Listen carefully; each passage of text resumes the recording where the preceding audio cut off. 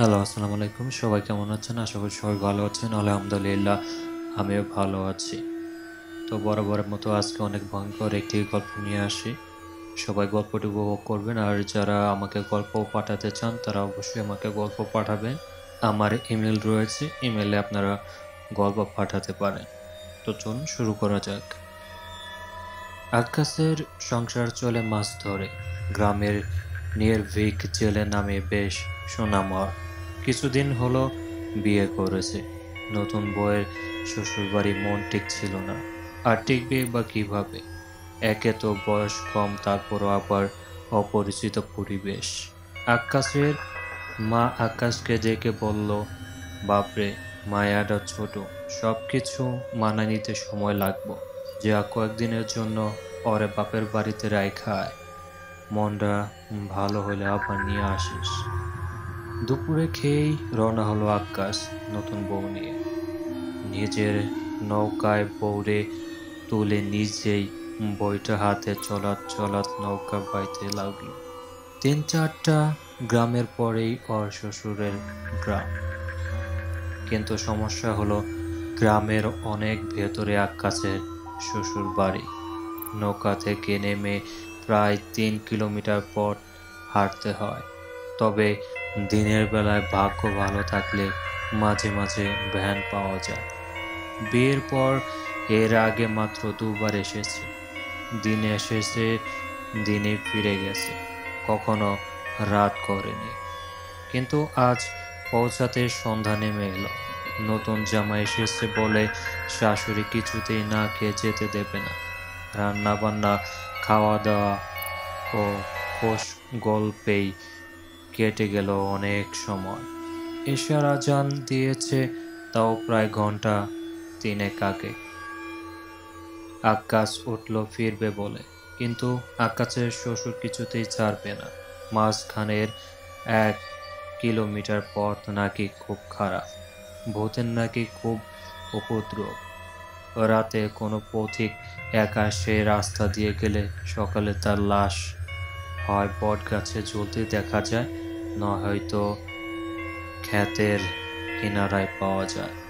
তাই কিছুতেই তিনি জামাইকে রাতে ছাড়তে রাজি নন।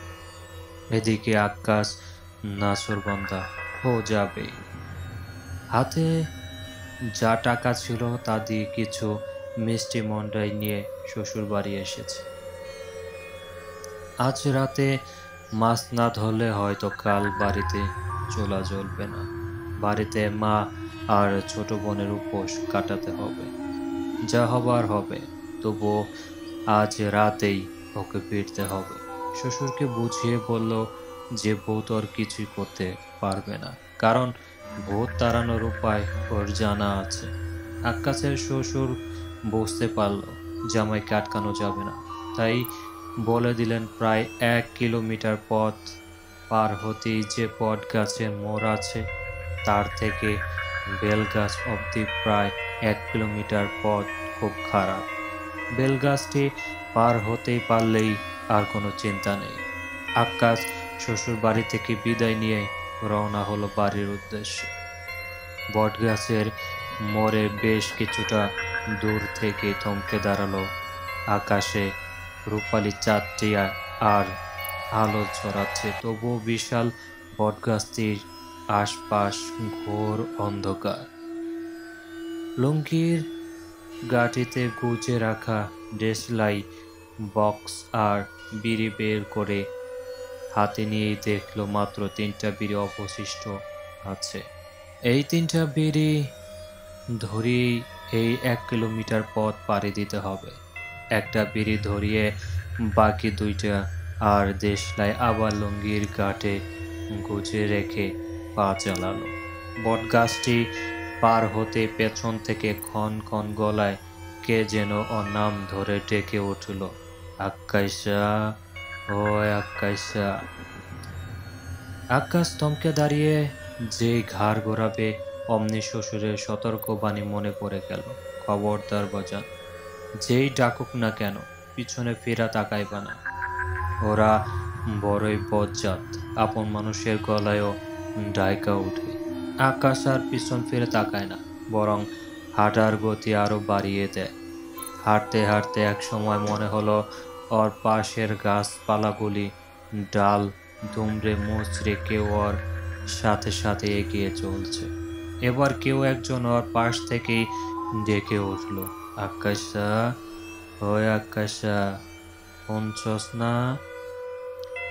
এবার আক্কা চলতে চলতেই গলা খাকারি দিয়ে বলে উঠল, ওই কেডারে, সাহস থাকলে সামনে আইসা খাড়া, জনের থেইকা ডাকস কেন? তুই হাতের আগুনটা ফালাই দে, তোর লগে কথা আছে। এ বললেই হইল, আগুনটা ফালাই দে, কিনতে বুঝি পয়সা লাগে না? আমি ফালামো না, বিড়ি তেষ্টা মিটে নাই। আকাইসা আগুনটা ফালা ভাই, তোর লগে একটু গল্প করি। সবাই আমারে ডরায়, ডাক দিলে উত্তর তো দেই না, উল্টো পরিমরি কইরা দৌড় মারে। তুই কি সুন্দর আমার লগে কথা কইতাছিস, আগুনটা পালাই দে ভাই, তোর কাছে আয়সা একটু গল্প করি। অদৃশ্য কারো কথা শুনতে শুনতে আকাশ প্রায় ভুলতে বসেছিল যে হাতের ধরানো বিড়ি নিঃশেষ হয়ে যাচ্ছে। হুট করে খেয়াল হতেই দেখলো প্রায় শেষের দিকে। ধমকে দাঁড়িয়ে লুঙ্গির গাঁটি থেকে আরেকটি বিড়ি বের করে ধরালো। বিড়ি ধরাতে পাশ থেকে কেউ যেন ঘোট করে বিরক্তি প্রকাশ করলো। এইটা কি করলি তুই? আবার কেন ধরাইলি? তরে কইলাম কথা কম, তুই কথাই শুনলি না। আমার তেষ্টা মিটে নাই, একটাই হয় না। কি বলবি বল, আগুনটা ফালাই দে ভাই। আ জ্বালাইছস না তো, যা দূর হ। তুই কামরা কিন্তু ভালো করতাছস না কাইসা। আমার কথা শুনলে তোরে বড় লোক বানাই দিমু, বাড়িতে দালান তুইলা দিমু। আগুনটা ফালাই দে। হ, আমারে বোকা পাইছ। আমি জানি না তুমি কি জিনিস। বিড়িটা ফালাই আর তুমি আইসা আমার ঘাড় মোটকে বট গাছে ঝুলাও। হইছে অনেক, এবার যা, তোর দালানের আমার কোনো দরকার নাই।